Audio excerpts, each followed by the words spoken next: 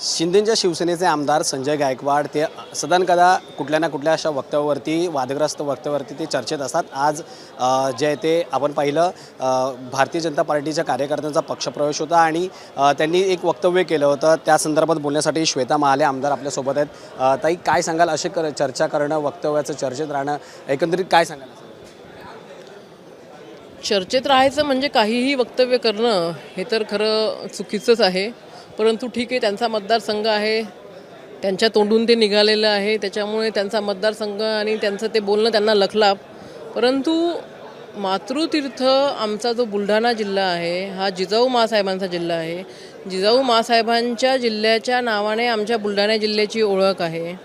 सभागृहामध्ये आपण एक दिवस आधी म्हणताय की बुलढाणा जिल्ह्याचं नामकरण हे जिजाऊ साहेब किंवा जिजाऊ नगर करण्यात यावं आणि त्याच जिल्ह्यामध्ये तुम्हीच महिलांबद्दल एवढं अश्लील वक्तव्य करता।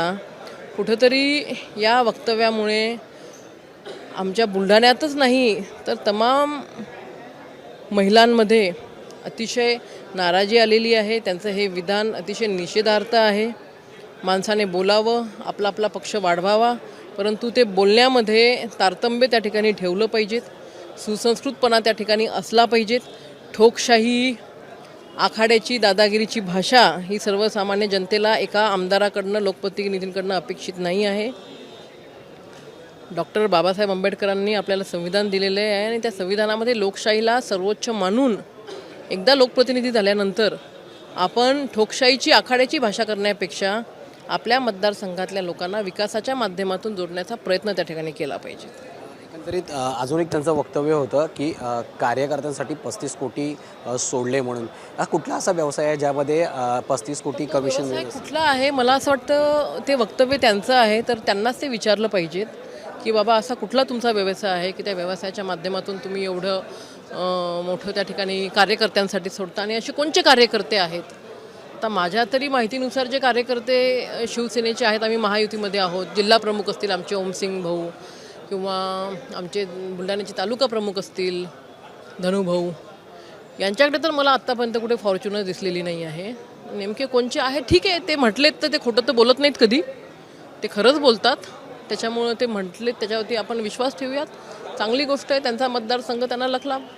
मागच्या काही काळामध्ये पाहिलं तर भारतीय जनता पार्टीतल्या कार्यकर्त्यांना किंवा म्हणजे युती धर्मातल्या कार्यकर्त्यांना पक्षप्रवेश करणं या सगळ्या संदर्भात वाद झाले होते। मात्र यावेळेस त्यांनी भारतीय जनता पार्टीच्या कार्यकर्त्यांना पक्षात प्रवेश करून घेतला आहे। युती धर्म पाळत नाही आहेत संजय गायकवाड? महायुतीमध्ये येण्याचा कल हा विरोधकांचा आहे, नक्कीच त्याचं स्वागतच आहे, परंतु आपण आपल्याच महायुतीच्या लोकांना पक्षामध्ये घेणं हे योग्य नाही आहे।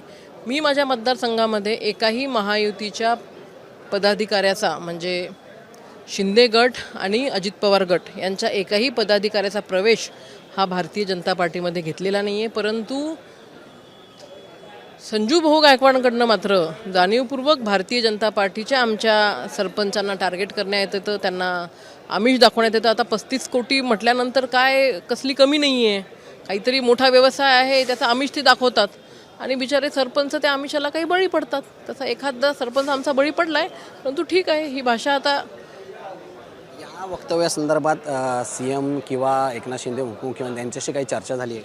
आज खरं तर आपला कार्यक्रम होता, जिजाऊ ज्या बसेस आहेत त्याचं उद्घाटन झालं आहे, त्याचं लोकार्पण झालं आहे। त्या कार्यक्रमामध्ये शिंदेसाहेब होते, तिथे शिंदेसाहेबांनी मला सांगितलं आहे की श्वेताताई गांभीर्याने घेऊ नका, तुम्ही तुमचा मतदारसंघ सांभाळा। नक्की शेवटचा प्रश्न, अशोक खरात प्रकरणात जे काही चौकशी आता सध्या चालू आहे त्यामध्ये 2 गोष्टी पाहायला गेल्या तर एक पहिलं म्हणजे ह्या प्रकरणाची योग्य तपास होतो आहे का, आणि या प्रकरणात काही सोशल मीडियावरती महिलांचे फोटो आहेत ते AI मॉर्फ केलेले असतील किंवा काही असतील, तर त्या संदर्भात महिलांची एकंदरीत बदनामी होते, काय सांगाल? आता म्हणजे जी घटना घडलेली आहे ती अतिशय किळसवाणी आहे, अतिशय अश्लील पद्धतीने झालेली आहे। काही महिला भावनिक होऊन मुलबाळ होत नाही, कुठेतरी आशेने त्या ठिकाणी जायच्यात, त्यांच्यावरती अत्याचार व्हायचा, त्यातल्या काही महिलांनी त्या अत्याचाराला वाचा फोडली आणि खरं तर त्या माध्यमातून सगळ्याच महिलांना आता खऱ्या अर्थाने न्याय मिळत आहे। आदरणीय मुख्यमंत्री फडणवीस साहेबांनी सुद्धा ज्या आमच्या महिलेने तक्रार केली त्या तक्रारीची दखल त्यांनी घेतली आणि तत्काळ रुपालीताई चाकणकर यांचा राजीनामा घेतलेला आपण पाहिला. खरात आज जेलमध्ये आहेत. त्यांची कसून चौकशी चालू आहे. चौकशी पूर्ण संपलेली नाही आहे. चौकशी अंती जी काही कमिटी नेमलेली आहे, SIT नेमलेली आहे, त्याचा रिपोर्ट आल्यानंतर जे जे कोणी दोषी असतील, कुठलीही तमा न बाळगता त्या सगळ्या दोषींवरती कारवाई करण्याचा आश्वासन, आदेश स्वतः मुख्यमंत्री महोदयांनी सभागृहात त्या ठिकाणी बोललेले आहेत. त्याच्यामुळे नक्कीच त्या सगळ्यांवरती कारवाई होईल. परंतु माता भगिनींना एकच सांगावंसं वाटतं की भगिनींनो, हा जे काही मुलबाळ होत नसेल तर त्याला कुठलाही महाराज काहीही करू शकत नाही. आपण दवाखान्याचा सायन्स खूप ॲडव्हान्स झालेला आहे, तुम्ही ट्रीटमेंट घ्या, परंतु अशा कुठल्याही बाबांच्या जाळ्यामध्ये त्या ठिकाणी मात्र अडकू नका. बातचीत केल्याबद्दल धन्यवाद. व्हिडिओ जर्नलिस्ट राजेश धोत्रे, समी महेंद्र जोयल, जय महाराष्ट्र न्यूज, मुंबई.